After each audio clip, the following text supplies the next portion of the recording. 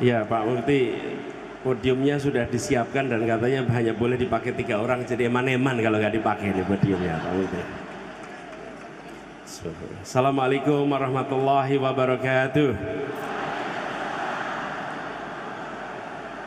Alhamdulillah, alhamdulillahilladzi arsala rasulahu bil huda wa dinil haq liyudhhirahu ala dini kullihi wa kafa billahi syahidah. Asyhadu an la ilaha illallah wa asyhadu anna Muhammadan abduhu wa rasuluh. Rabbi shrah li sadri wa yassir li amri wahlul 'uqdatam min lisani yafqahu qawli. Amma ba'du. Izinkan kami menyampaikan rasa hormat. Yang pertama yang kami hormati Ketua Umum PP Muhammadiyah Bapak Haidar Nasir dan Ibu Nurjanah yang saya hormati. Yang saya hormati Sekretaris Umum PP Pak Abdul Mukti, Pak Rektor Universitas Muhammadiyah Surakarta Prof. Sofyan Anif, juga Pak Ketua Badan Pembina Harian PP Muhammadiyah Pak Dahlan Rais, seluruh jajaran PP Muhammadiyah, seluruh jajaran PW dan PD Muhammadiyah Surakarta, serta para tokoh-tokoh yang hadir bersama di sini, para panelis yang mohon izin tidak bisa disebut nama satu persatu tanpa mengurai rasa hormat, dan yang kami banggakan seluruh hadirin yang memilih untuk hadir di dalam kegiatan pada pagi hari ini. Masya Allah, sedang datang ini Pak Haidar, suasananya suasana yang antusias tapi tertib. Ini gambaran ciri Muhammadiyah ini barangkali Pak. Ada ketertiban selalu di situ. Insya Allah forum ini forum tukar pikiran, tukar gagasan yang tadi sudah dibukakan awalnya dengan amat baik oleh Pak Ketua Umum Pak Haidar. Bagaimana negeri ini dibangun bukan kebetulan, tapi gagasan. Dan tokoh-tokoh pendiri Republik ini itu memiliki akumulasi pengalaman perjuangan, memiliki wawasan yang amat luas, pengetahuan keilmuan yang mendalam, dan ketika mereka diminta untuk menghasilkan saripatinya, maka muncul sebuah kesepakatan yang disebut sebagai pembukaan Undang-Undang Dasar 45, yang seluruh bagian dari pembukaan itu menjadi dokumen pemikiran politik dengan pondasi intelektual solid yang bila disandingkan dengan keputusan-keputusan negara lain, kita bisa mengatakan inilah pondasi terbaik yang ada di banyak tempat. Itu dalam arti yang sesungguhnya, karena bukan sekedar kesepakatan tentang kata-kata, tapi di balik itu ada pikiran mendalam, ada penderitaan panjang kolonialisme, dan ada kehausan atas keadilan. Mengapa Republik ini didirikan? Karena kolonialisme bertentangan dengan prinsip keadilan. Jadi Republik ini didirikan pada ujungnya untuk sebuah tujuan, yaitu kalimat terakhir dalam pembukaan Undang-Undang Dasar 45, keadilan sosial bagi seluruh rakyat Indonesia. Itu kalimat penutup di dalam pembukaan, dan itulah intisari mengapa kita merdeka. Bukan sekedar menggulung kolonialisme, tapi menggelar keadilan sosial dan kemakmuran bagi seluruh rakyat Indonesia. Itu juga yang menjadi prinsip kami. Saya, Gus Muhaimin, berangkat dengan sebuah niat dan tujuan bahwa ikhtiar kita untuk melakukan perubahan bukan sekedar mengubah, tapi kami ingin Indonesia yang lebih adil, Indonesia yang lebih setara, Indonesia yang memberikan kesempatan yang setara bagi semua. Prinsip keadilan adalah prinsip utama yang kami hendak bawa. Ini yang kemudian nanti akan diterjemahkan di dalam berbagai macam kebijakan. Mengapa kita menuju ke sana? Izinkan saya menengok sedikit perjalanan bangsa kita. Bila kita tengok perjalanan bangsa ini, itu dimulai dengan kita menyepakati jadi satu bangsa. Kalau boleh slide-nya boleh ditayangkan. Mulai dengan satu bangsa. Tahun 28 berbagai suku budaya menyepakati kami menjadi bangsa Indonesia. Dan kesepakatan bangsa Indonesia itu ditandai dengan bahasa persatuan bahasa Indonesia.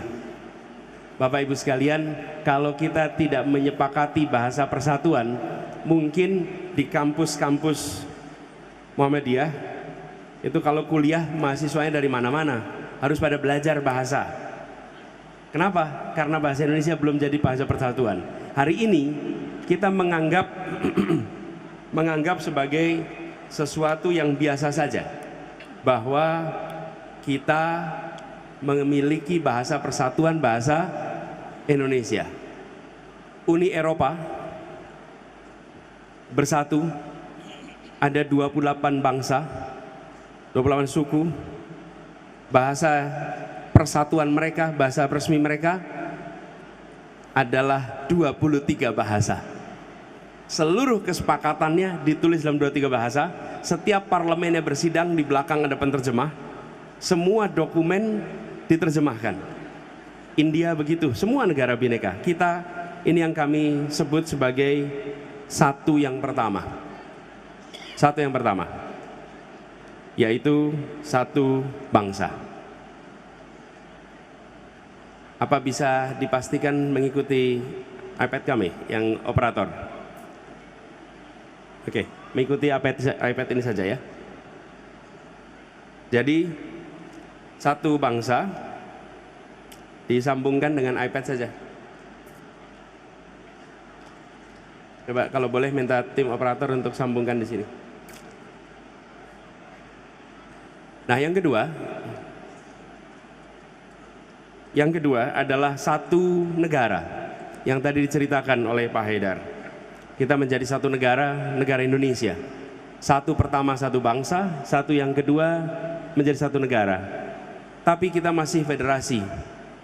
Berikutnya, satu yang ketiga kita menjadi satu negara kesatuan ketika ada mosi integral Natsir.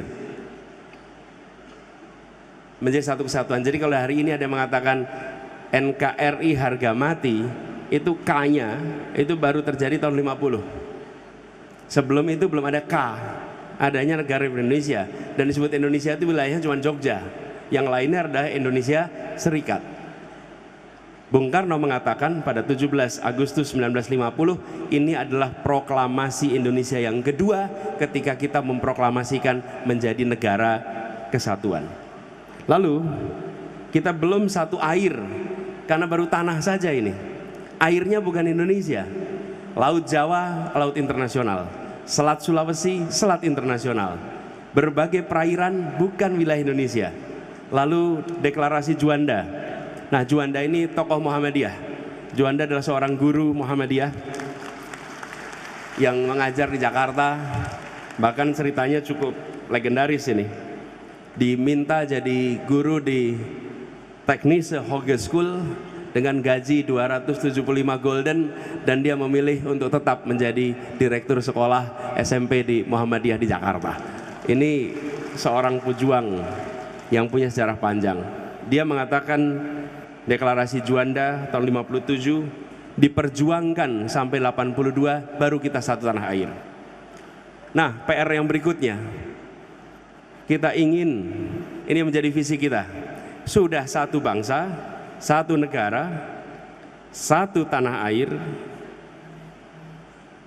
satu negara kesatuan, satu yang kelima, kita harus menjadi sebuah satu kemakmuran di seluruh wilayah Indonesia. PR kita di situ. Bagaimana seluruh wilayah ini memiliki kesetaraan kemakmuran, kesetaraan kesempatan.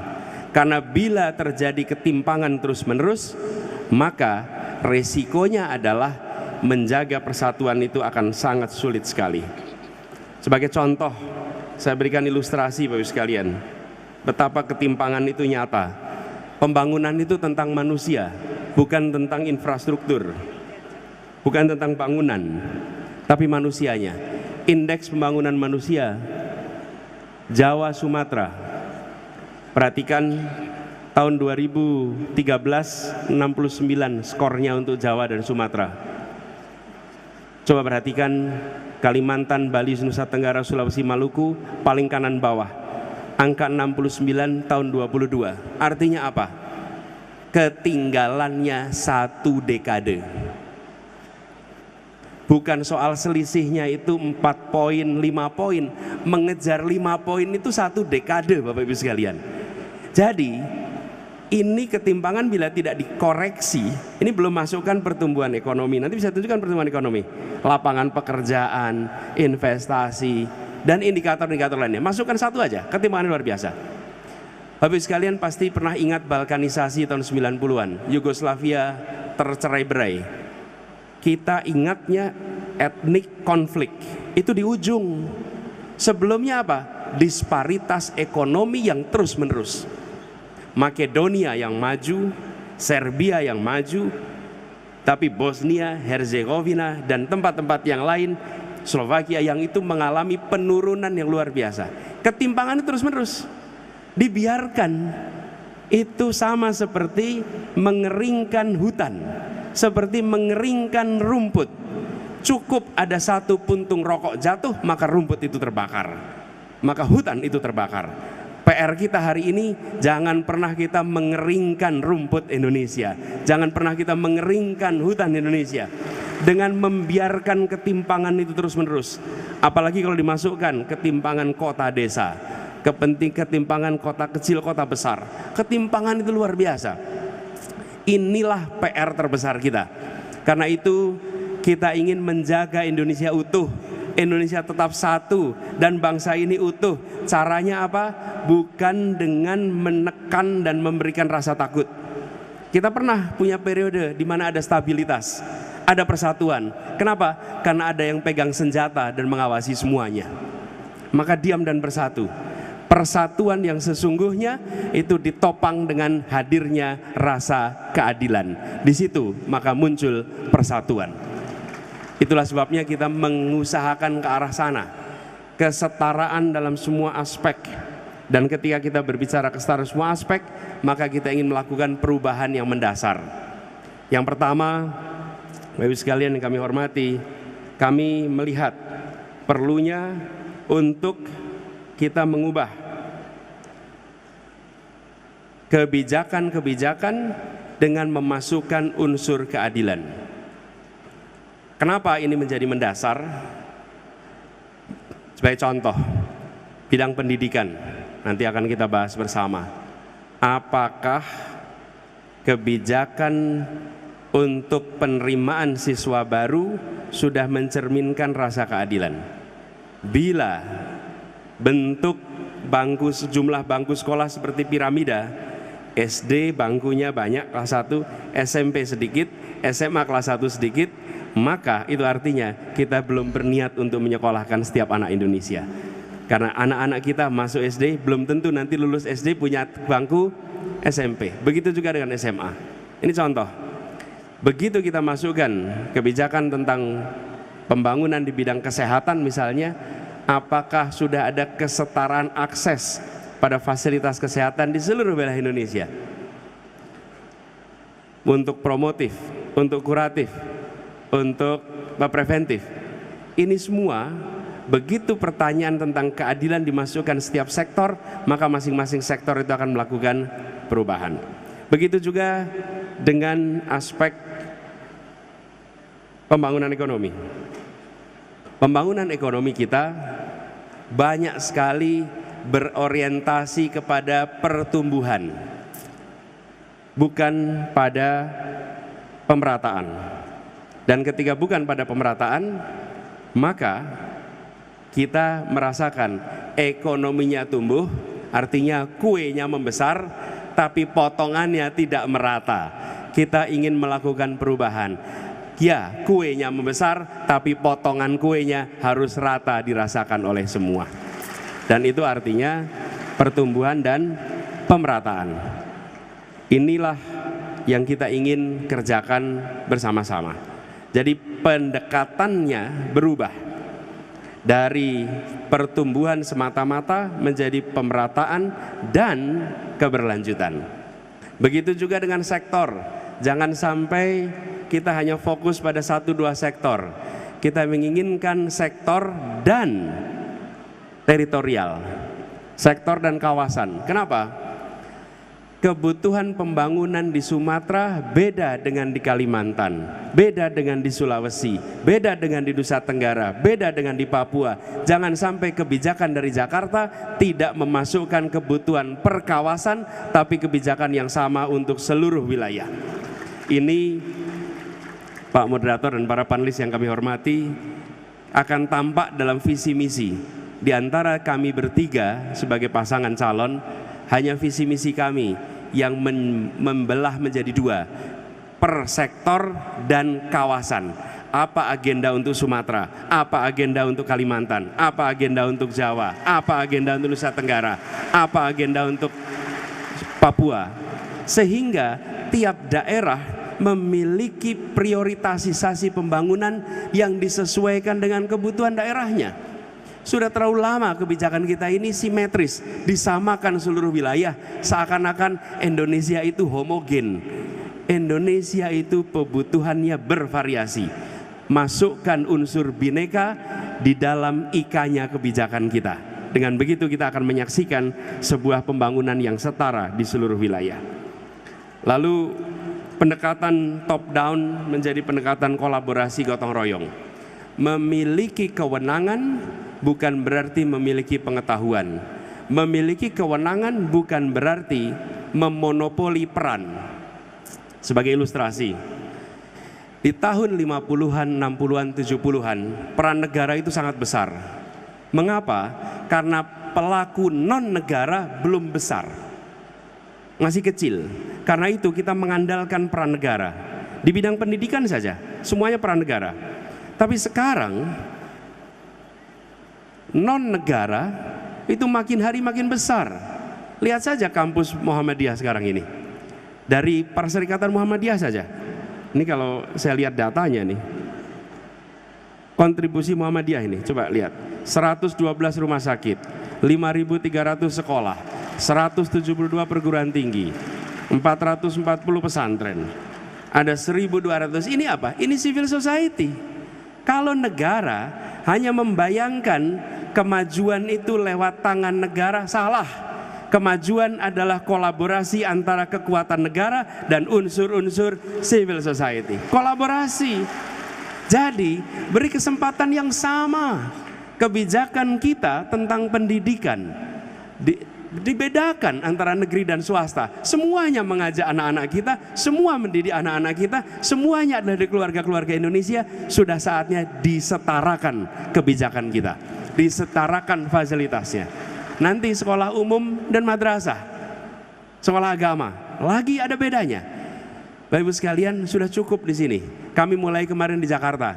Di Jakarta itu penerimaan siswa baru digabung antara sekolah negeri dan sekolah swasta. Menerimanya bersama-sama dalam satu sistem penerimaan siswa baru. Kenapa? Kami ingin kirim pesan kepada semua. Ini adalah sekolah milik negeri Indonesia. Bahkan sebagian sekolah-sekolah itu sudah ada sebelum Indonesia merasakan kemerdekaan. Kenapa kita jadi diskriminatif? Nah, kita ingin kolaborasi. Dulu memang iya negara yang mengambil posisi besar. Kenapa? Karena civil society belum kuat. Hari ini tidak. Hari ini begitu besar. Ini contohnya amal usaha Perserikatan Muhammadiyah. Amal usaha Perserikatan ini luar biasa. Bagaimana kebijakan kita tentang rumah sakit antara swasta dan negeri. Coba lihat. Sudah saatnya disetarakan kebijakan-kebijakan itu semua. Jadi Bapak sekalian yang kami hormati, prinsip ini yang kemudian diturunkan di semua kebijakan yang insya Allah akan dibuat. Lalu yang tidak kalah penting, kami merasa perlu untuk mengembalikan kegiatan demokrasi kita untuk bisa kembali. Indonesia hari ini mengalami kemunduran di dalam kegiatan kenegaraan dan demokrasi. Indeks demokrasi kita turun dari 2015 ke 2022. Indeks kebebasan pers turun. Indeks persepsi korupsi turun. Karena itu kita akan berencana insya Allah bisa mengembalikan agar integritas menjadi prioritas utama di dalam menjalankan pemerintahan. Mengembalikan integritas jadi pegangan. Bapak Ibu sekalian, kenapa para anggota BPUPKI itu menyepakati untuk mendirikan negara dan seluruh rakyat Indonesia memilih untuk ikut? Para sultan, para sunan, para raja di seluruh Indonesia mengatakan kami ikut. Karena mereka melihat pendiri-pendiri republik ini adalah orang-orang berintegritas yang melampaui kepentingan dirinya sehingga mereka dipercaya secara tanpa syarat. Kepercayaan tanpa syarat. Dan kepercayaan tanpa syarat itu membuat apa? Semua mau memberikan apa saja. Apa saja. Bapak Ibu sekalian, kita yang di Jawa Tengah ini, Jogja, Jawa Tengah merasakan karena revolusi fisik terjadi di tempat ini. Apa yang terjadi? Semua orang menyumbangkan apa saja. Ada yang menyumbangkan nyawanya, ada yang menyumbangkan uangnya, menyumbangkan hartanya, apa saja. Kenapa? Karena mereka tahu ini didirikan dengan tujuan mulia oleh orang-orang yang berintegritas. Kita harus mengembalikan integritas itu. Ini cerita pengalaman pribadi. Saya di Jogja, itu rumah saya Jalan Kaliurang, sering ke perpustakaan, ada perpustakaan Islam di Mangkubumi sama perpustakaan KR. Waktu itu sering ke dua tempat itu. Dulu Pak Amin Mansur di situ, Allahyarham. Lalu pinjamnya apa? Buku-buku biografi. Biografinya Agus Salim, biografinya Syahrir, biografinya tokoh-tokoh itu semua. Dan orang tua kami selalu bilang, Anis, ini adalah contoh-contoh. Jadikan mereka teladan, jadikan mereka teladan. Saya sekarang itu berpikir, itu nama-nama yang disebut itu kalau hari ini ditanya profesinya apa ya? Kalau ditanya profesi, maka jawabannya profesi mereka itu politisi. Politisi. Tapi tidak ada keluarga-keluarga di Indonesia yang memandang mereka sebagai orang yang tak terhormat. Tidak ada keluarga-keluarga yang menganggap sebagai rendah. Kalau mereka muncul, mereka katakan jadilah kalian seperti dia, contohlah dia. Kita ingin mengembalikan agar dunia politik kita menjadi dunia yang dicontoh oleh keluarga-keluarga di seluruh Indonesia. Kenapa? Karena berintegritas, melampaui kepentingan dirinya. Nah, ini yang kemudian PR besar. Kita menghadapi persoalan korupsi yang cukup serius. Karena itu komitmen untuk memberantas korupsi tidak bisa dimulai di tengah. Itu harus dimulai dari yang paling atas, karena ketegasan dari atas akan menular terus ke bawah. Tidak ada ketegasan yang merembes dari bawah ke atas. Ketegasan itu merembesnya dari atas ke bawah. Tidak ada yang terbalik. Bila di atasnya tegas, ke bawahnya tegas. Bila di atasnya kompromi, ke bawahnya akan kompromi. Inilah prinsip. Karena itu kami melihat ini salah satu prinsip yang penting sekali. Yang kedua, Bapak sekalian, mensinkronkan antara apa yang dikerjakan di pusat, di provinsi, di kabupaten kota. Dengan adanya pemilihan tingkat daerah, dengan adanya otonomi daerah, kebijakan pusat sering tidak sinkron. Kenapa terjadi? Saya pernah merasakan jadi kepala daerah. Kalau saya ditanya, pernah tidak dapat perintah dari pusat untuk memperbaiki kesehatan? Tidak pernah. Pernah tidak dapat perintah untuk memperbaiki pendidikan? Tidak pernah. Pernah dapat perintah untuk memperbaiki soal kesehatan ibu? Tidak pernah. Jadi kalau ada gubernur, wali kota, bupati memikirkan soal ibu hamil, maka bupati, wali kotanya itu yang peduli. Bukan karena ada direction dari pusat. Ke depan itu diubah. Harus ada guideline dari pusat untuk semua isu yang harus dikerjakan oleh seluruh daerah. Kenapa? Karena pusat mengirimkan dana transfer. Dana transfer dikirimkan tapi tidak diiringi dengan tuntutan kinerja. Apa yang terjadi? Dana transfernya diterima, tapi di jalan tidak dilaksanakan program-program untuk kesejahteraan rakyat. Insya Allah dengan seperti ini maka sinkronisasi itu akan terjadi. Integritasnya ada, sinkronnya ada. Insya Allah ini akan membuat aliran APBN kita, APBD kita dirasakan lebih baik untuk seluruh masyarakat Indonesia. Boleh diaminkan, boleh diaminkan. Baru kali ini amin diaminkan Mas ya. Nah, kemudian Mas sekalian, kita menyaksikan juga bagaimana kebebasan dalam demokrasi mengalami penurunan. Kritik justru dibutuhkan dalam sebuah pemerintahan, karena kritik itu akan mencerdaskan masyarakat dan kritik itu akan memaksa pembuat kebijakan untuk selalu mengkaji mana yang lebih baik karena adanya hujanan kritik. Tapi ketika kritik itu mati atau dimatikan, maka yang sesungguhnya terjadi, kebijakan itu kualitasnya mengalami penurunan. Jadi kami memandang kebebasan ini menjadi salah satu hal yang penting untuk dikembalikan, bahkan kebebasan pada rakyat secara umum. Jangan sampai menyebut Indonesia dengan istilah Wakanda, dengan istilah Konoha, hanya karena kita tidak berani menyebut nama Indonesia karena khawatir ada undang-undang ITE yang memprosesnya. Insya Allah undang-undang yang membelenggu kebebasan itu yang akan direncana untuk direvisi di kedepannya.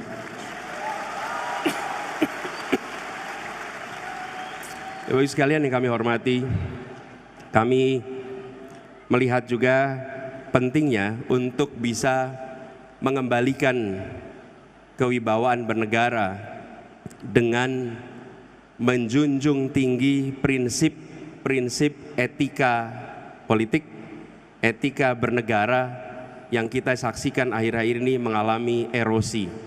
Komitmen itu harus dijaga, dan itu artinya menjaga agar kepentingan-kepentingan non-negara jangan sampai mendominasi keputusan-keputusan yang diatur oleh pemerintah.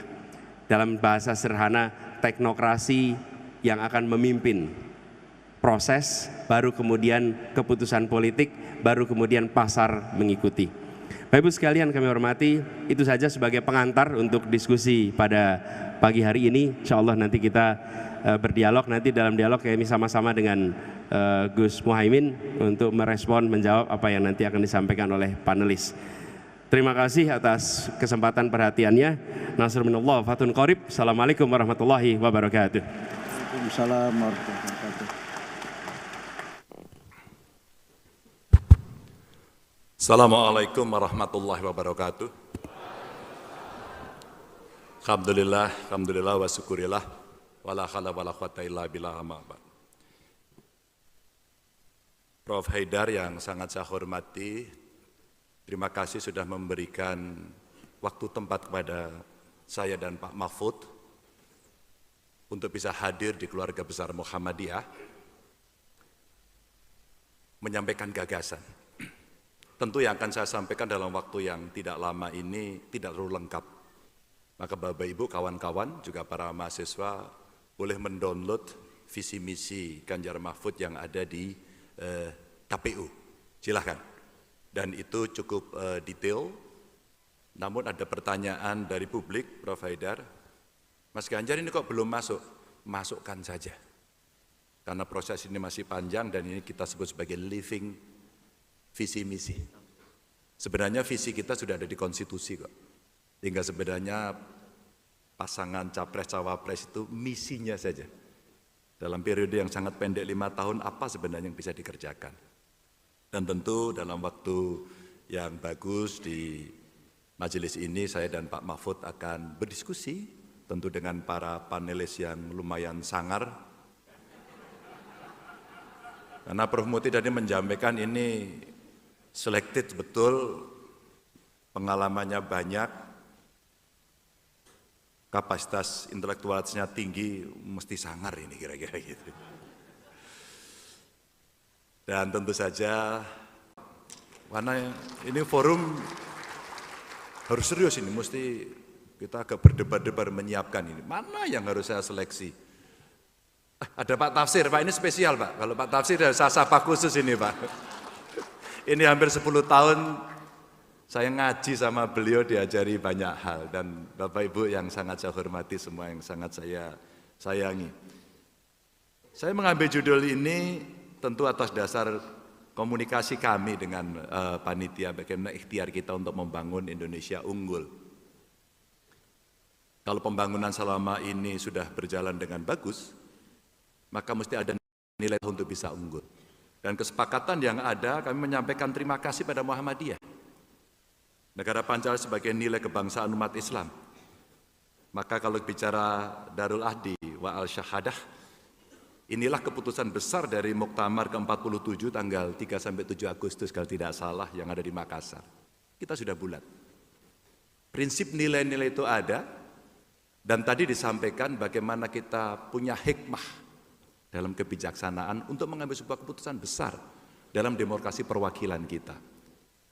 Tentu bahasa Prof. Haidar yang sangat saya suka tadi adalah bagaimana kita mendengarkan lebih banyak, mengumpulkan lebih banyak, dan mengambil yang paling baik dengan risiko yang paling kecil. Kira-kira begitu. Maka forum ini menjadi forum dialog capres-cawapres yang betul-betul berkemajuan, punya progresivitas, dan punya nilai yang lebih baik. Dan tentu saja sumbangan pemikiran inilah yang coba kita sampaikan bagaimana negara hadir dengan dasar Pancasila, dan ini menjadi konsensus nasional. Ada syahadah gitu, mesti disepakati, dijanjikan, dan kita mesti bersalaman. Maka tidak ada lagi yang berbicara soal ini karena tantangan yang di luar, tadi terjadi disrupsi, terjadi perubahan yang turbulence, dan kemudian degradasi dan sebagainya. Maka setiap negara akan memposisikan dirinya dalam perubahan yang sangat dahsyat ini. Lanjut. Maka Bapak Ibu, kami ingin bercerita pada beberapa hal. Yang pertama sebagai sebuah fondasi, toleransi saya mulai, karena inilah yang menjadi modal dasar. Kenapa? Kita punya Bhinneka Tunggal Ika. Negara kita besar sekali. Saya pulang dari Papua kemarin menengok beberapa tempat di Papua, saya tanya, kakak, Pace Mace, kenal tidak sama orang itu? Oh, saya kenal. Bahasanya sama? Oh tidak, kita beda suku, beda bahasa. Terus saya cerita, saya pernah diajarkan sama orang Papua. Katanya orang Papua itu Musa, muka sama. Oh itu orang Jawa yang lihat. Itu seperti kami orang melihat orang Jawa mana yang Sunda, mana yang Jawa Tengah, mana yang Jawa Timur. Kami melihat juga sama. Artinya apa? Betapa perbedaan yang kaya dari suku, agama, ras, golongan inilah yang kemudian melahirkan Bhinneka Tunggal Ika. Sepakatnya selesai. Negara kesepakatan selesai. Yang kita hadapilah ke depan. Kalau ini diungkit-ungkit lagi, maka kita akan keluar dari kesepakatan dan kita disibukkan lagi pada konsensus yang sudah dibuat oleh para pahlawan, oleh para ulama, oleh para tokoh masa lalu. Kita generasi berikutnya yang akan melakukan. Nah, saya ingin mengambil tiba-tiba saya menukik pada apa yang menjadi spirit Muhammadiyah yang dirasakan betul-betul di masyarakat. Saya akan mengambil dua hal yang selalu masyarakat merasakan dengan hadirnya Muhammadiyah. Satu pendidikan dan dua kesehatan. Dua hal yang hari ini begitu penting untuk bangsa ini bisa melakukan lambungan yang tinggi. Nanti kita akan bicara soal bagaimana menanggulangi kemiskinan. Tapi rata-rata kalau dia miskin dalam desil 1 banget dan dia tidak bisa apa-apa, mohon maaf, dia miskin, dia penyandang disabilitas, dia sudah lolo itu apa ya mas? Lolo itu hidup sendiri begitu. Maka Undang-Undang Dasar punya kewajiban untuk memelihara. Dan dia tidak bisa apa-apa. Maka silahkan dikasih BLT. Terus. Tapi ketika dalam keluarga itu masih ada satu potensi dari anggota keluarganya untuk bisa berkembang, maka pendidikanlah yang akan bisa mendobrak kemiskinan itu. Itu pendidikan. Maka di ulang tahun Mata Najwa kemarin saya ditanya orang, kenapa Pak Ganjar kasih topi merah putih gambar logo pendidikan kita? Saya bilang siapapun yang menang harus ingat pendidikan. Muhammadiyah sudah mengawali tradisi itu, dan kalau saya salah, Pak Muti tolong dikoreksi. Angka yang ini saya kumpulkan, sekolah di Dasmen Muhammadiyah itu 3.334. Mudah-mudahan betul. Kalau ada yang baru tolong disampaikan. Perguruan tingginya ada 174. Tadi saya dengan Pak Haidar bisi-bisi 3 perguruan tinggi Muhammadiyah besar itu ada di Jogja, ada di Solo, ada di Malang. Dan punya hall yang gede-gede. Dan yang di Solo hallnya ngutang ya Pak ya? Iya, ini kata Pak Tafsir. Karena selalu ada amal usaha katanya. Makanya Pak Tafsir menjadi salah satu komisaris Bank Jateng.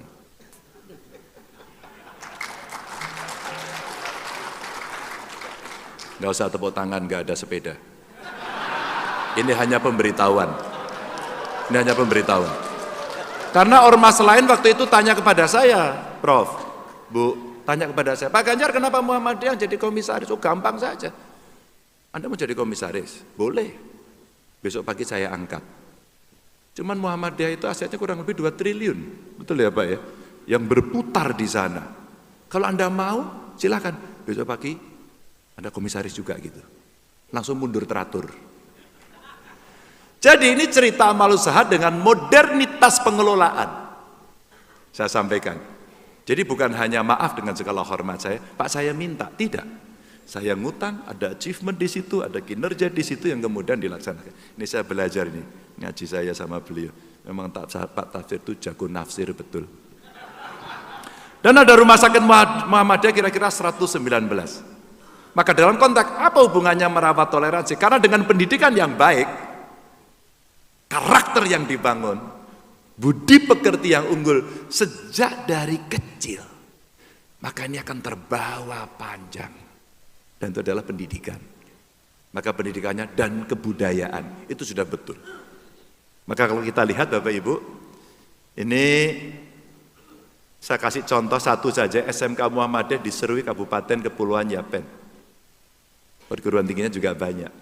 Ternyata mayoritas siswanya beragama Kristen. Dan mereka tetap mendapatkan pelajaran itu, dan kemudian mereka tetap belajar di Muhammadiyah. Sungguh-sungguh, spirit berkemajuan dan mencerahkan betul-betul terlihat. Tapi bagaimana kita merawatnya? Ini pengalaman. Merawatnya adalah silaturahmi antar kelompok agama, terbiasa. Bahasa anak muda kita apa ya? Sering-seringlah ngopi. Sering-seringlah piknik. Pikniknya yang jauh katanya. Biar pengalamannya banyak. Ah kamu, aku karena apa? Piknikmu kurang jauh, katanya begitu. Kalau pikniknya jauh ke banyak negara, ke banyak dunia, bahkan mungkin ke bulan, ke antariksa, dia akan banyak lebih tahu.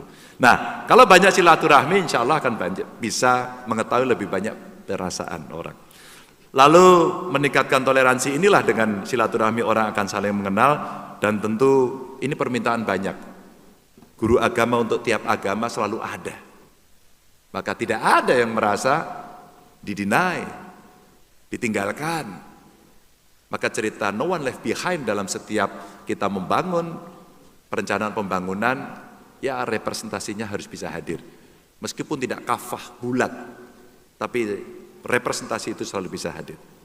Berikutnya, maka kalau kita melihat, Bapak Ibu, saya akan lompat dari basis yang kuat itu, maka bagaimana kita membangun ekonomi. Tadi ada dikatakan ekonomi hijau, ekonomi biru, ekonomi bersih. Tentu pada ruang-ruang diskusi yang lain kami pernah sampaikan. Tapi kalau Muhammadiyah sebagai ormas Islam, saya ingin menampilkan contoh ini. Ini satu potensi Bapak Ibu. Jadi konsumsi produk makanan halal di dunia kita lumayan. Ranking 1. Kita ranking 1. Konsumsi. Mari kita lihat yang di bawah. Tetapi kita tertinggal dalam hal ekspor. Hanya 3% dari pasar global. Tetapi lagi ekspor pangan halal masih dipimpin oleh Brazil. Kalau kita melihat tanda ini, apa kemudian yang kita lihat? Ini potensi. Potensi kita menyerap tenaga kerja, ekonomi. Potensi kita menggali lebih banyak lagi dan memberikan peran lebih banyak pada anak-anak kita, keluarga kita, saudara kita. Tuan rumah. Kalau Bung Karno bilang ya berdikari dalam bidang ekonomi dan kemudian mengambil sisi ini dengan potensial market terbesar, dengan agama terbesar yang ada di sini, maka ini sebenarnya menjadi ruang ekonomi untuk bisa tumbuh. Dan kalau kita lihat maka Indonesia sebagai pusat ekonomi syariah, mungkin nggak ya? Pertanyaan itu. Maka cita-cita kita akan bisa kita dorong. Kita akan dorong dengan market yang cukup besar. Dan kemudian pertanyaan dari UMKM yang muncul, Pak Ganjar, tapi kan tidak mudah kita mendapatkan seluruh syarat itu. Ya dimudahkan. Itulah kemudian komitmen. Maka muncul pertanyaan, kenapa ya soal urusan selalu sulit? Kenapa ya soal urusan mesti dipersulit? Kenapa nggak bisa mudah? Karena kita tidak pernah menghargai aturan, kita tidak pernah memastikan hukum berjalan dengan baik. Maka kemudian tadi tarik sana, tarik sini, dipas-paskan, dipaksakan, yang kemudian tidak merepresentasikan seluruh kepentingan masyarakat. Padahal mempermudah sertifikat halal itu tidak terlalu sulit. Tidak terlalu sulit. Saya kira kalau saya menyampaikan, itu hanya cukup dikontrol oleh pimpinan tertinggi dan diperintahkan untuk berjalan, atau kamu yang saya ganti. Kira-kira gitu. Lanjut. Maka, ini cerita isu berikutnya yang seringkali muncul. Mungkin di Muhammadiyah juga menampung isu ini. Saya melihat ini dari sisi potensi spiritualitas dan bagaimana umat Islam menjalankan rukun Islam.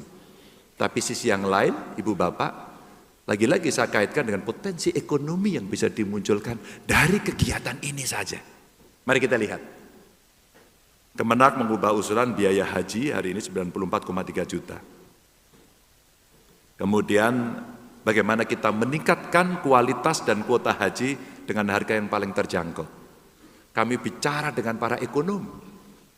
Kami bicara bagaimana ekonomi yang gedenya minta ampun, yang masyarakat kita tidak hanya berangkat haji, tapi mereka juga umroh.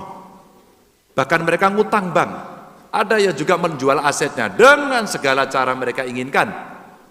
Kenapa kita tidak melakukan kontrak jangka panjang untuk maskapai haji dari awal? Kita pasti akan mendapatkan harga yang paling kompetitif. Kenapa kita tidak membuat wisma haji umrah Indonesia di Mekah dan Madinah? Kenapa? Uang itu akan kembali. Teman saya pelaku pariwisata menyampaikan begini, Tiongkok itu membuat aplikasi fintech.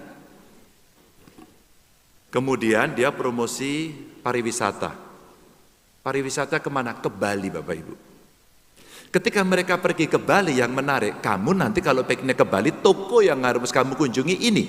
1, 2, 3, listnya ada. Pada saat itu kemudian ditunjukkan oleh dia, di situ ada fintech yang kamu bisa pakai. Fintechnya dari Tiongkok.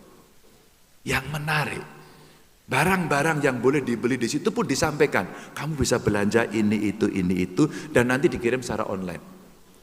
Yang saya kaget ketika itu adalah ditunjukkan kepada saya, Pak Ganjar, tebak, kira-kira produk apa yang paling diminati oleh turis Tiongkok? Saya pikir rajutan, saya pikir baju di Bali, saya pikir ukiran. Yang saya kaget ternyata nomor 1 kasur latex. Kenapa? Ternyata barangnya ada di Tiongkok, didiskon besar-besaran, ditaruh di tempat wisata, dan dibeli oleh mereka sendiri, menggunakan fintech mereka sendiri, dan dikirim dari tetangganya sana ke tetangganya sana tanpa harus masuk ke Indonesia. Dan duitnya kembali ke sana. Bapak Ibu, ini sebuah kecanggihan ekonomi dengan sistem yang dibangun, dengan fasilitas digitalisasi dan IT yang mendekati sempurna, dan kemudian dia bisa memainkan dan uang itu kembali ke tempatnya. Bapak Ibu, ini tantangan.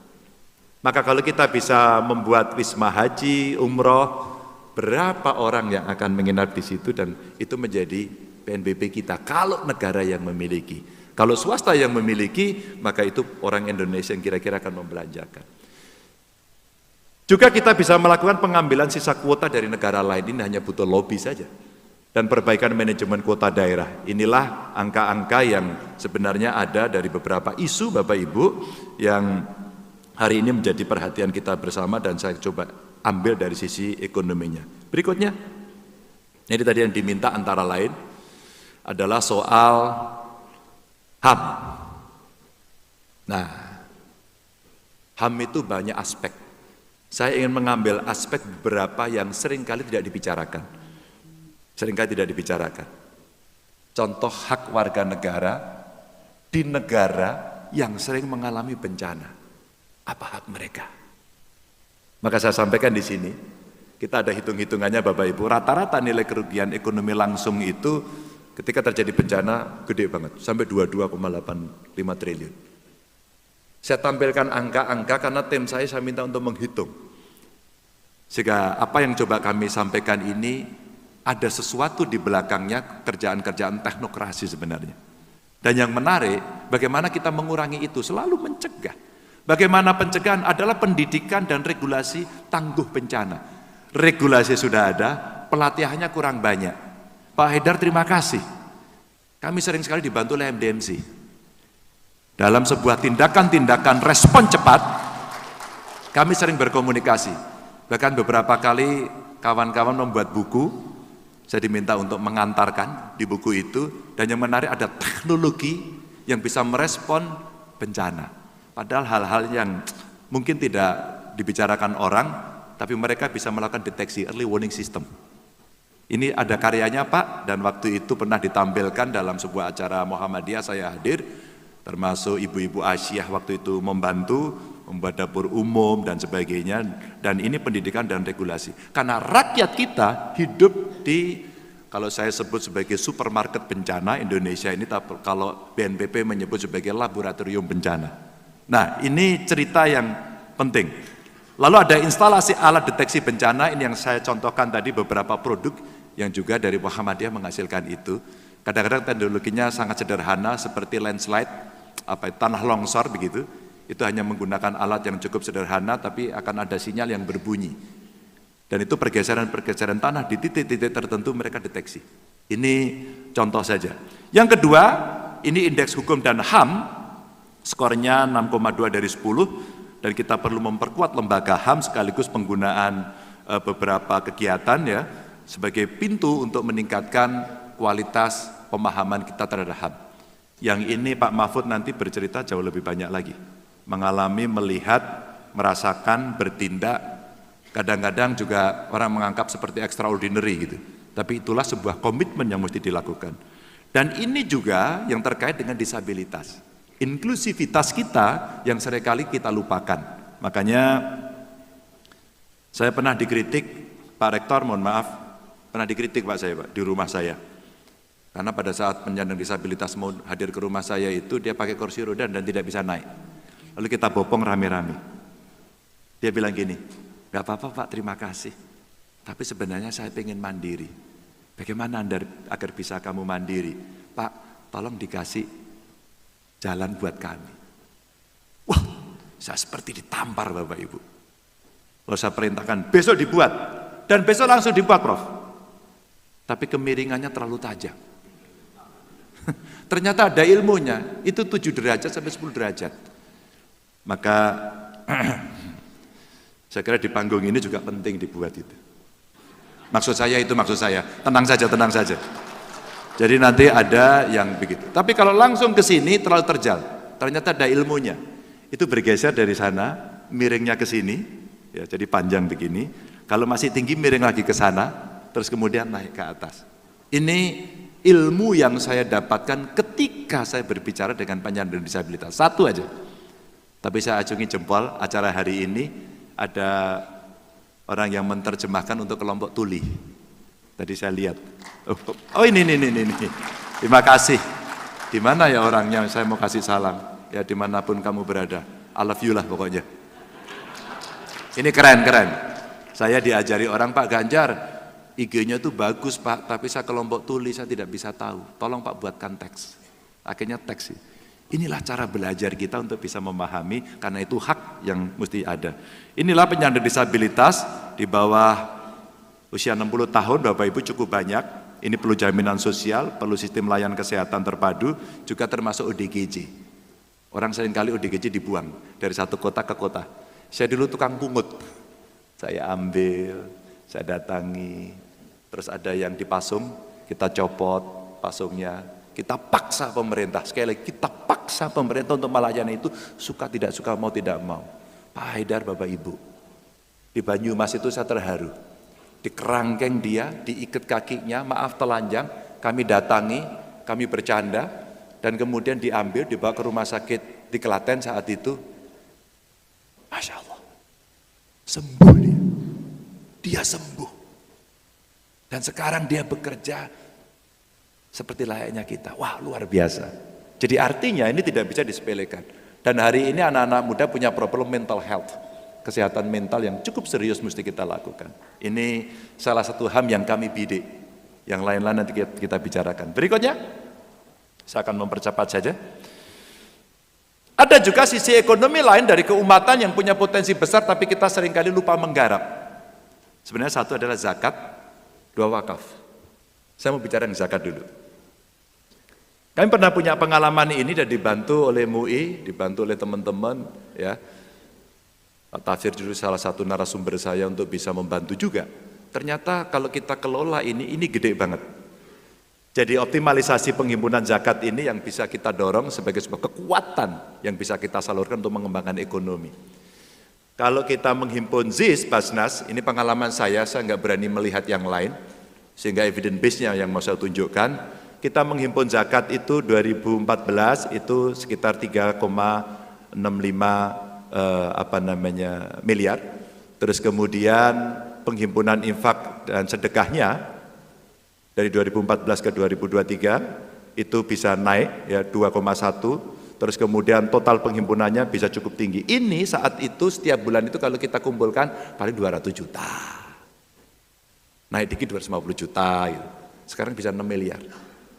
Dan ini sebenarnya yang bisa kita dorong untuk kita geser santunan yatim piatu, membangun sekolah dan sebagainya. Ketika pemerintah kemudian, kan belum ada anggarannya. Kami tidak bisa, kamu tunggu ya nanti ini antri bebek dan tidak akan pernah terjadi. Maka kekuatan ini bisa kita pakai.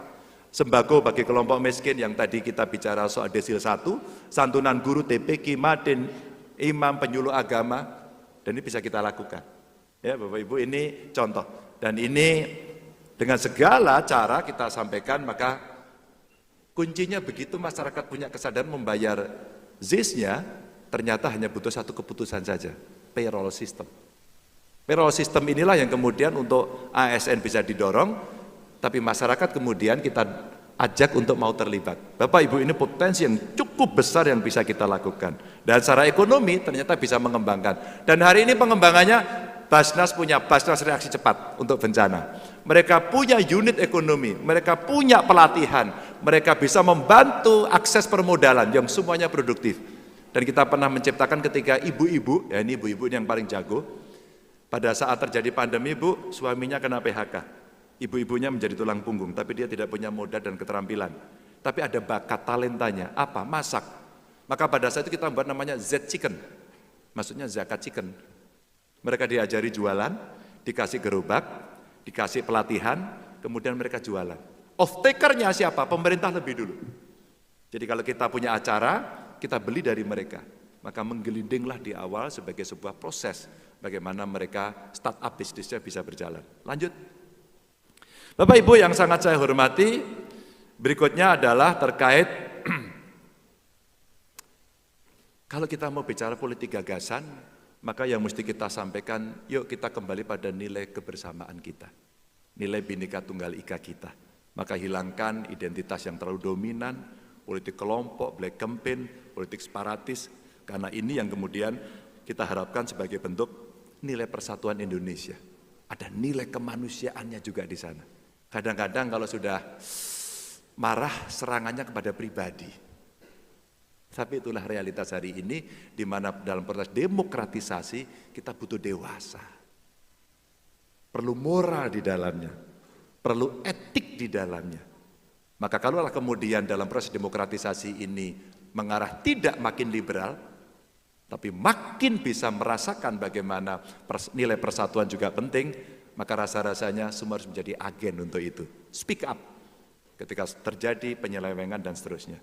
Dan kita melihat 11.642 konten informasi hoax teridentifikasi di Indonesia. 14,7% merupakan konten hoax tentang keagamaan dan biasanya muncul di era-era yang penuh dengan kontestasi seperti ini. Lanjut. Maka Bapak Ibu, sebelum bosan saya harus segera mengakhiri ini. Bapak Ibu ini diam itu serius melihat bosan atau ngantuk? Oke, Maka cerita No One Left Behind saya teruskan kalau begitu. Di Muhammadiyah ini saya ingin lebih banyak mendengar dari panelis, dari warga ya. Bagaimana kita bisa merangkul semua untuk terlibat. Maka mulai dari permasalahan oligarki politik tadi disampaikan, maka keputusan bisa diambil dengan pesanan-pesanan, yuk speak up yuk. Mumpung demokrasinya terbuka seperti, ayo seluruh kelompok bicara. Muhammadiyah sebagai kekuatan besar tentu layak dan wajib didengarkan. Karena di dalamnya ada para intelektual-intelektual yang memahami betul dari masing-masing keilmuan yang ada. Kalau dulu orang sulit mengirimkan kritik dan saran dan aspirasi tidak bisa didengar, maka digitalisasi menjadi penting dan alat kecil ini bisa membantu. Saya sebut sebagai perlu adanya super apps, dari government super apps. Government super apps ini bisa kalau boleh disebut lapor press. Sebenarnya sekarang ada aplikasi namanya Lapor. Kalau aplikasi Lapor itu connected semuanya sampai ke bawah ini bisa jalan. Saya punya pengalaman, saya punya namanya Lapor Group. Terus kita koneksikan dengan aplikasi Lapor di Istana. Dan kami yang pertama waktu itu. Untuk apa? Untuk berbagi.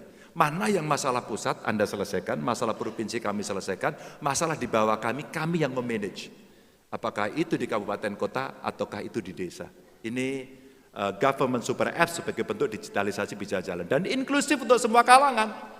Afirmasinya adalah kelompok perempuan, anak-anak, lansia, dan disabilitas. Ini yang harus mendapatkan perhatian. Sehingga ketika kita menyusun sebuah keputusan, menyusun sebuah kebijakan untuk mengambil keputusan, maka sebenarnya mereka inilah yang harus didengar pertama. Ini yang harus didengar pertama. Maka Mas Mukti tolong nanti pertanyaan pertamanya sudah dari perempuan dulu. Ya. Dan ini contohnya dari Aisyah, kegiatan yang disusun dan seterusnya. Lanjut, Bapak Ibu yang sangat saya hormati, ini beberapa yang bisa kami sampaikan, maka kehadiran negara di setiap kehidupan, mulai anak-anak ya, pendidikan yang penting untuk membentuk karakter, lalu pendidikan karakter sejak dini, berikutnya lagi kita melihat bagaimana kita mengangkat derajat orang miskin melalui pendidikan, satu keluarga miskin, satu sarjana.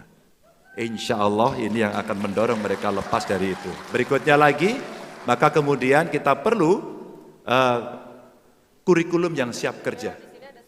Ini sebenarnya kita mau pakai ekonomi hijau, itu butuh lapangan kerja. Digitalisasi 1.300 triliun investasi yang kita butuhkan, itu menciptakan lapangan kerja. Ya enggak? Butuh ekonomi kreatif, termasuk anak-anak muda. Semuanya didesain dalam kerangka bagaimana mengunggulkan ekonomi kita agar mereka terlibat setiap tahap ke tahap. Terakhir,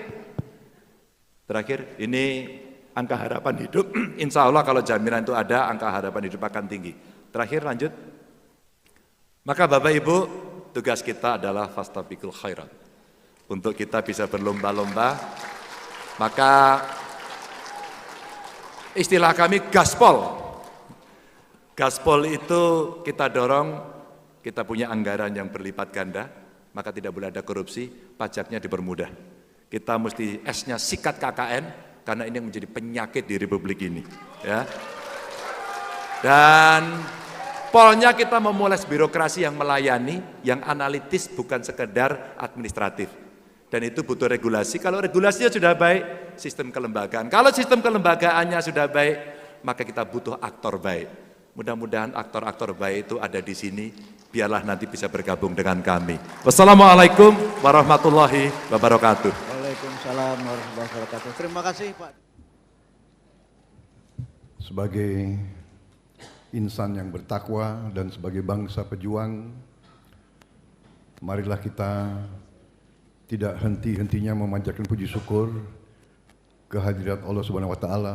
Kita masih diberi kesehatan, masih diberi nafas, bisa bertatap muka di kampus yang mulia ini untuk acara yang penting ini dalam keadaan tidak kekurangan sesuatu apapun.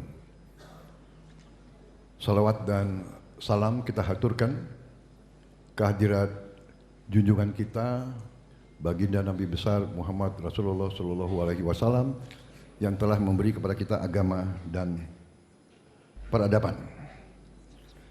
Saudara-saudara sekalian yang saya hormati dan saya banggakan, tentunya Profesor Dr. Kiai Haji Haidar Nasir, Ketua Umum yang tadi hadir melalui Vikon, Sekretaris Umum Pimpinan Pusat Muhammadiyah yang saya hormati, Bapak Profesor Dr. Abdul Mukti, Rektor Universitas Muhammadiyah Surabaya sebagai tuan rumah, Dr. Sukadiono beserta seluruh jajaran pimpinan, wakil rektor dan sivitas akademika yang hadir, para wakil ketua PP Muhammadiyah yang saya hormati dan saya banggakan, Profesor Dr. Haji Irwan Akib, Dr. Haji Agung Danarto, Dr. M. Saad Ibrahim, Muhammad Sayuti PhD, Muhammad Izul Muslimin SIP, Pimpinan Pusat Aisyah, Dr. Salmah Orbayinah yang saya hormati, Ketua Pimpinan Wilayah Aisyah Jawa Timur, Dr. Rukmini dan seluruh jajaran yang hadir, saudara-saudara sekalian, jajaran pimpinan wilayah Muhammadiyah Jawa Timur, keluarga besar Muhammadiyah yang tidak bisa saya sebut namanya satu persatu tanpa mengurangi rasa hormat saya. Hadir juga rektor-rektor dari perguruan tinggi Muhammadiyah Aisyah Sejatim. Hadir juga Rektor Universitas Muhammadiyah Malang, Profesor Fauzian yang juga alhamdulillah ikut dalam tim saya.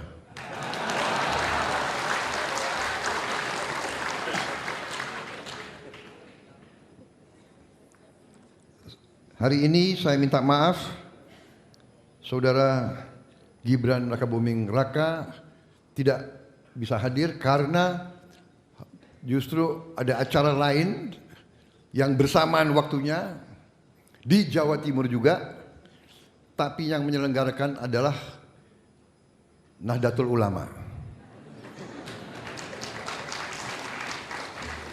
Jadi negara ini kalau Nahdlatul Ulama Muhammadiyah sudah mantap, negara mantap, kira-kira begitu.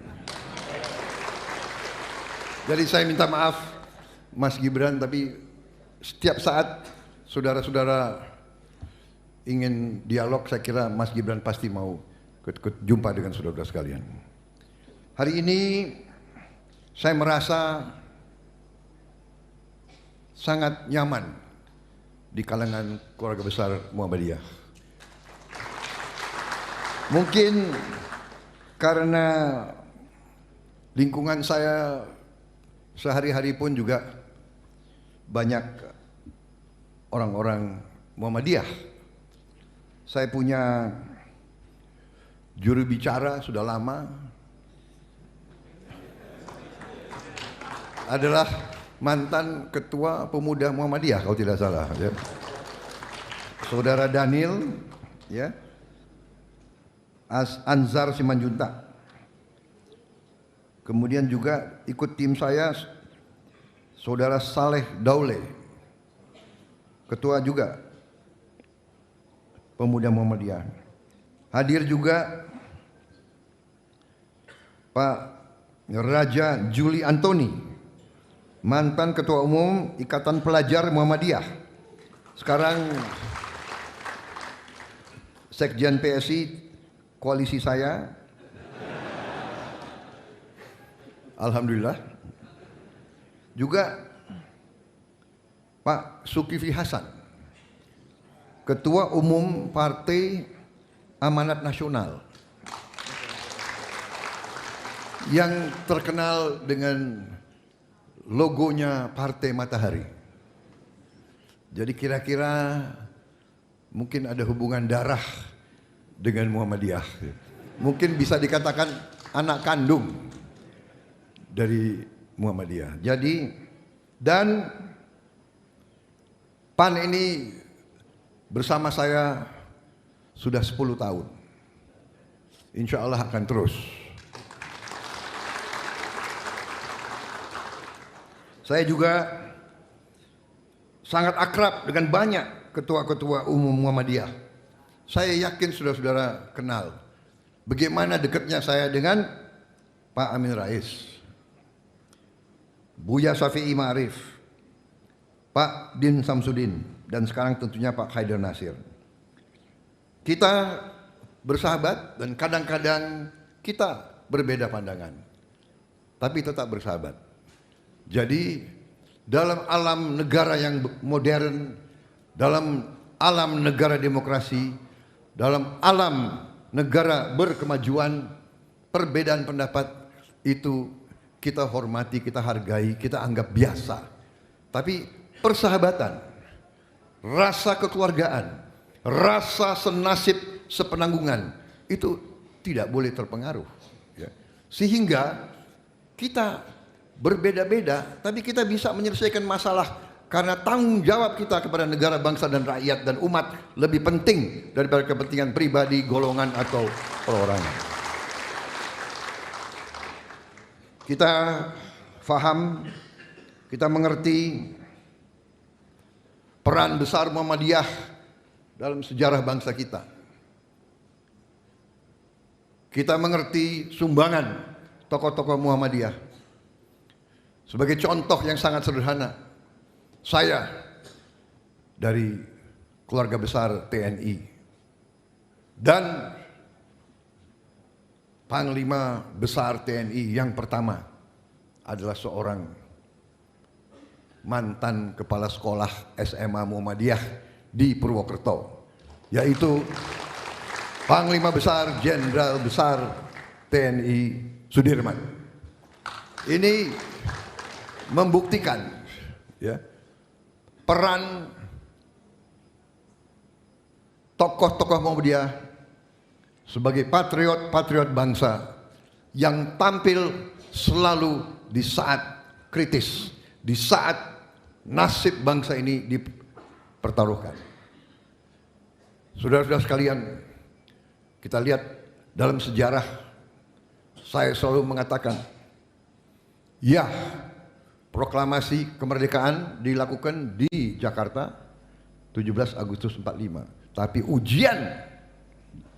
ujian proklamasi itu dilakukan di daerah-daerah, terutama di antaranya ujian terberat terjadi di Jawa Timur yang kita kenal sebagai pertempuran Surabaya, berjalan dari Oktober-November tahun 1945. Karena itu saya kira tepat banyak acara kebangsaan dilakukan di daerah Surabaya, karena bangsa yang lupa sejarahnya adalah bangsa yang tidak kuat. Bangsa yang kuat adalah bangsa yang selalu ingat pahlawan-pahlawannya dan sejarahnya sendiri, saudara-saudara sekalian. Karena itu saya merasa besar hati hari ini diundang untuk suatu dialog tentang bagaimana masa depan bangsa kita. Saudara-saudara sekalian, saya ditetapkan sebagai calon presiden bersama saudara Gibran Rakabuming Raka, didukung oleh partai-partai bersejarah di Indonesia. Dan untuk itu saya merasa terima kasih, kehormatan banyak tokoh-tokoh Muhammadiyah juga yang mendukung saya. Saya merasa besar hati dan saya merasa bahwa tugas mulia yang diberikan kepada kami, insya Allah akan kami laksanakan dengan penuh rasa tanggung jawab, dengan seluruh kekuatan yang ada pada diri kita. Dan bahwa saya sangat optimis menghadap ke masa depan, dan untuk itu saya akan berusaha dalam waktu yang diberikan kepada saya untuk menyampaikan hal-hal yang saya anggap penting khususnya dari dunia kampus. Dunia kampus adalah dunia cendekiawan. Cendekiawan adalah pemimpin pemikir, tapi tidak hanya pemimpin pemikir. Selain pemimpin pemikir, Civitas Akademika, kaum cendekiawan juga adalah penjaga hati nurani suatu bangsa. Kalau para cendekiawannya tidak merasakan tanggung jawabnya sebagai pemikir dan sebagai penjaga hati nurani, nasib bangsa itu. Sejarah peradaban manusia mengajarkan kepada kita, biasanya negara itu gagal.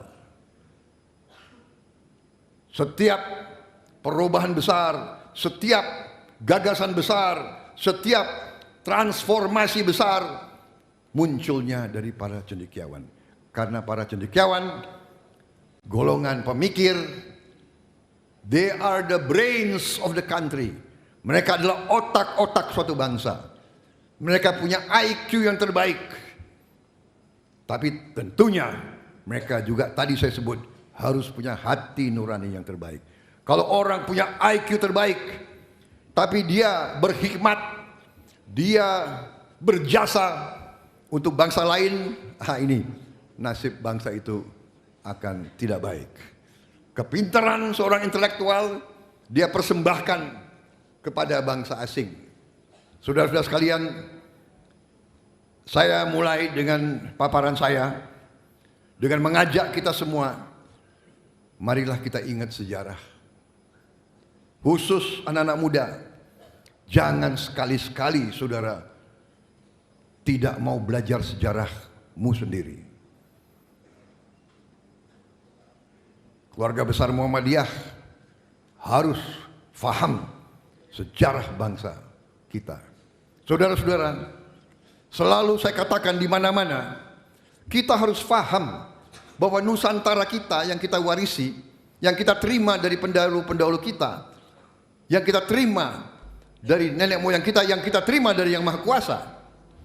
Nusantara kita ini suatu kawasan, suatu gugusan, kepulauan yang sangat kaya.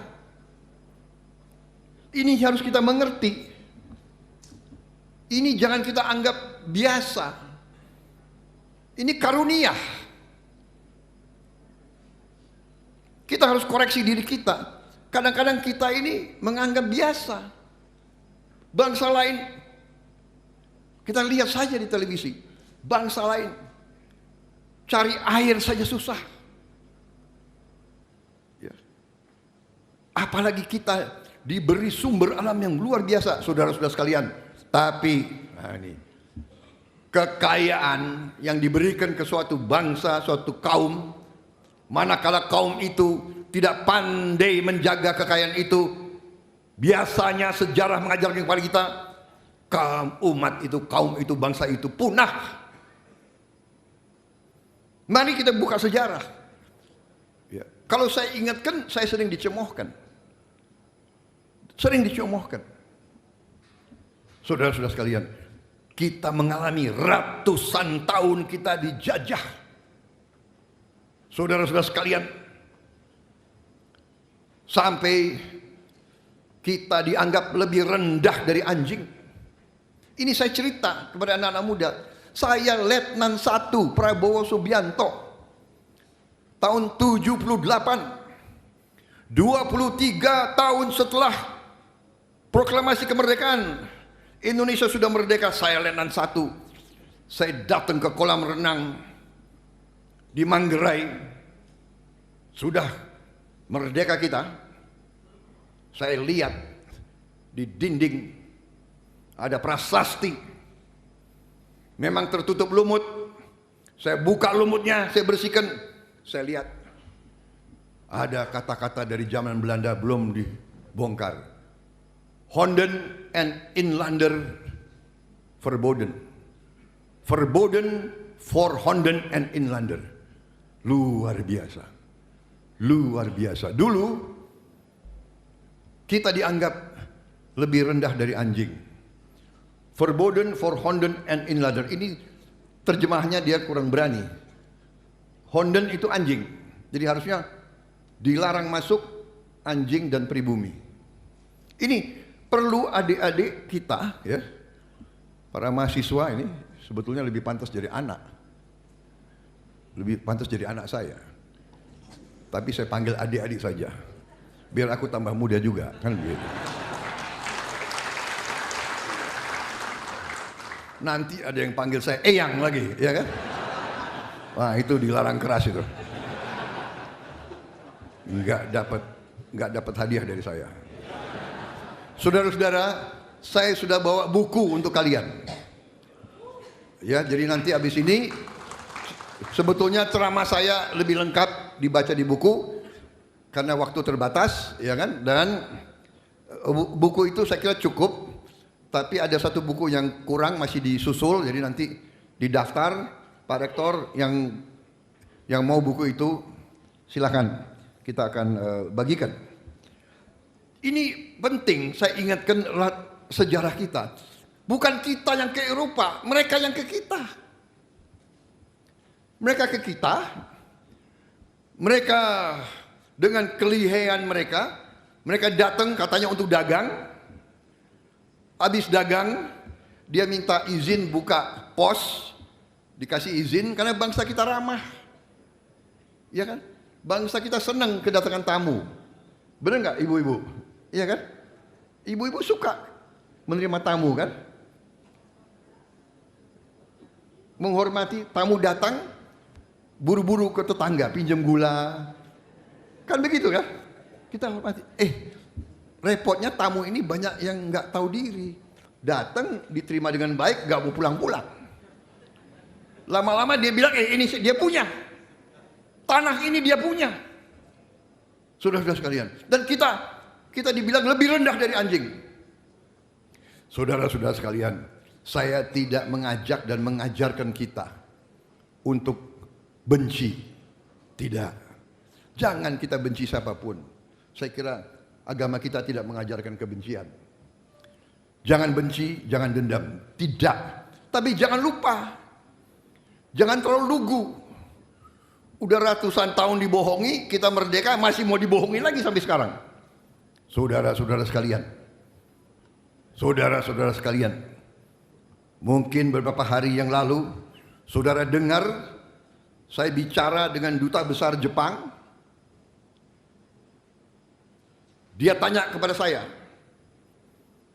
dalam satu forum, dia tanya, Bapak bicara bahwa Indonesia negara yang menghormati perdagangan bebas, tapi ternyata Indonesia menghalangi ekspor bahan-bahan tertentu. Saya mengerti maksud dia. Kita sekarang tidak mau mengizinkan sumber-sumber alam kita, kekayaan kita dijual murah kepada bangsa lain. Kita tidak mau. Kita mau pabrik-pabrik itu dibuat di Indonesia. Karena rakyat kita butuh pekerjaan. Karena anak-anak muda kita ingin masa depan yang baik. Saya jelaskan ke beliau. Yang mulia, kita setuju perdagangan bebas. We support free trade, but we want fair trade. Ini ada Menteri Perdagangan. Kita mau perdagangan bebas, tapi kita mau perdagangan adil. And saya bilang kita mau level playing field. Kita mau kalau main sepak bola, lapangannya datar dong. Jangan main sepak bola, ya kan? Datar pihak sono lebih tinggi dari gol kita. Ya lebih gampang bola ke sini, ya kan? Saya katakan ada di YouTube. Your Excellency, saya bilang, we want to be like you. Saya bilang, kita mau ikut kamu, kita mau seperti kamu, kita mau rakyat kita sejahtera. Kita mau rakyat kita tidak nerima UMR. Kita mau rakyat kita terima penghasilan yang cukup. Dan saya cerita, saya lihat dengan mata saya sendiri, seorang bapak-bapak umurnya 70 tahun masih narik becak. Saya bilang, do you know what the becak is? It is a, saya salah ngomong, rickshaw, sebetulnya trishaw, apa trishaw, pokoknya ya gitu-gitulah. 70 tahun narik becak, luar biasa. Saya mau nangis.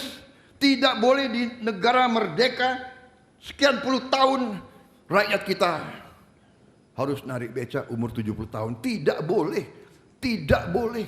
Malu, malu. Saya sebagai mantan jenderal malu.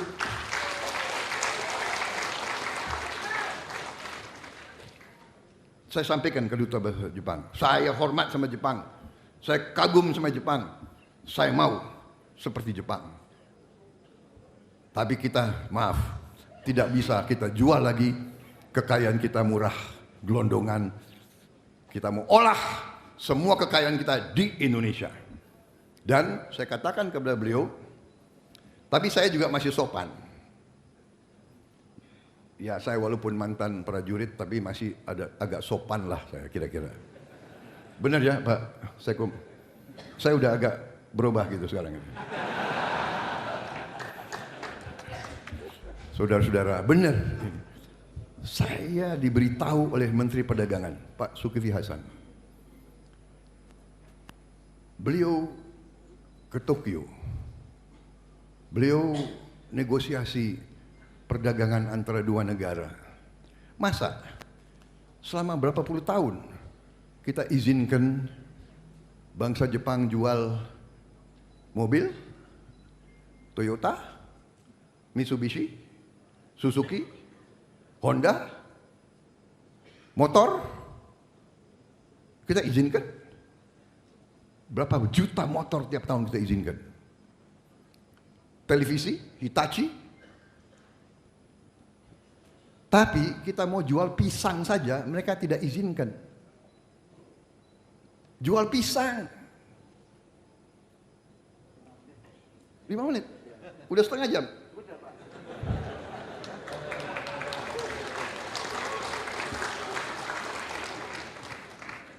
Ini baru pembukaan. Baik, saya langsung ya.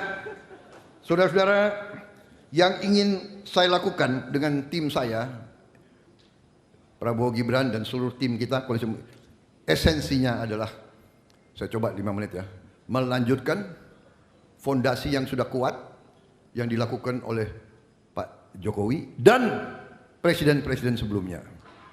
Ya, itu. Tapi dengan fondasi itu kita ingin transformasi bangsa.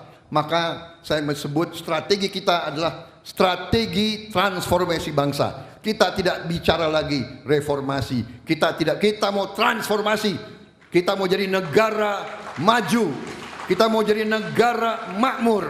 Kita mau jadi negara yang diramalkan oleh begitu banyak pakar, negara kelima atau keempat terkaya di dunia. Dan pertanyaan apa bisa? Saya katakan, saya sudah kumpul dengan cendekiawan. Saya punya kurang lebih 60 pakar, profesor-profesor dari semua partai koalisi dan non partai. Kerja keras, kita hasilkan strategi transformasi bangsa Indonesia Emas. Intinya adalah beberapa program, kita punya 8 asta cita, kita punya 17 program prioritas, dan kita punya 8 program hasil terbaik cepat. Kita tidak mau, insya Allah kita tidak mau, mudah-mudahan kita ingin bawa kebaikan segera kepada bangsa Indonesia. Antaranya adalah kita akan mengatur pengelolaan kekayaan kita. Kita akan teruskan hilirisasi. Saudara-saudara sekalian, hilirisasi kita punya 21 komoditas. 21 komoditas dan kita sudah punya petanya, kita sudah punya strateginya, kita sudah punya rencananya. 21 komoditas yang nilainya akan tambah berpuluh kali ya. Contoh pohon-pohon sudah kita siapkan. Ini adalah tambak nikel. Tahun 2017 penghasilan kita hanya 3 miliar dari nikel. Kita larang ekspor, Pak Jokowi larang ekspor tahun 2020, 2022 hasil kita 33 miliar, naik 1000%, naik 1000% dalam 2 tahun. Saudara-saudara sekalian, terjadi perang Ukraina, terjadi COVID, terjadi langka pangan, terjadi langka pupuk, Indonesia masih lumayan stabil. Kenapa? Karena kita punya satu kebijakan merubah nasib suatu bangsa. Kita sekarang, ya coba nikel akan kita naikin jadi 67 kali. 67 kali. Nanti kita akan bikin mobil-mobil buatan Indonesia dari listrik, saudara-saudara. Kita tidak mau hanya jadi pasarnya orang lain.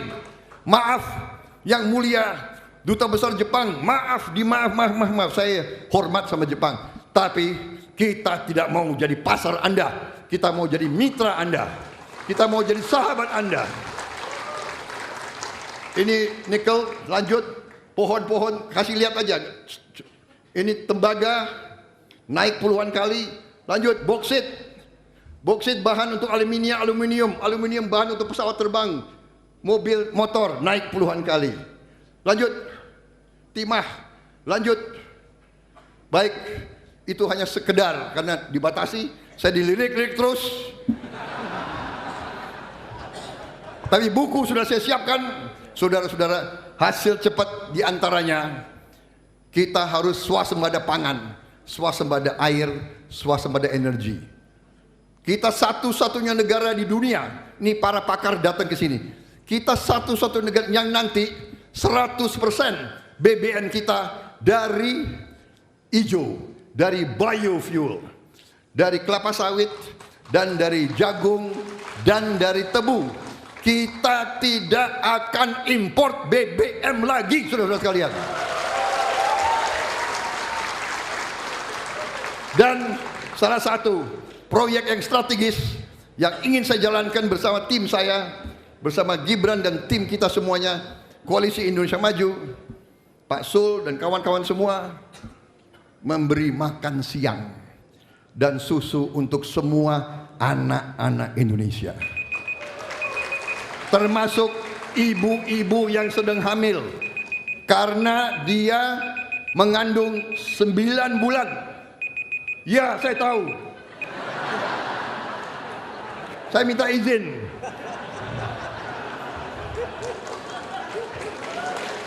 Penting ini. Saya nggak korupsi uang kok, saya korupsi waktu sedikit.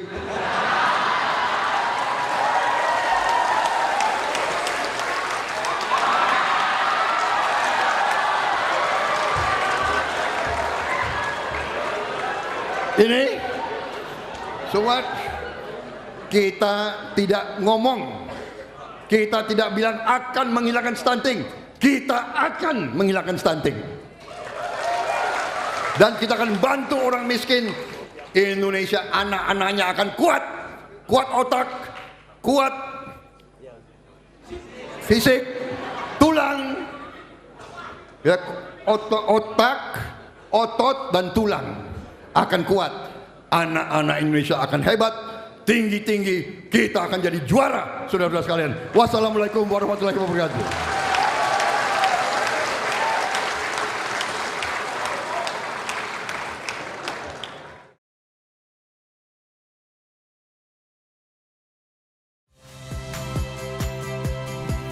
Saya Yasir Neneama. Saksikan program-program Kompas TV melalui siaran digital, pay TV, dan media streaming lainnya. Kompas TV, independen, terpercaya.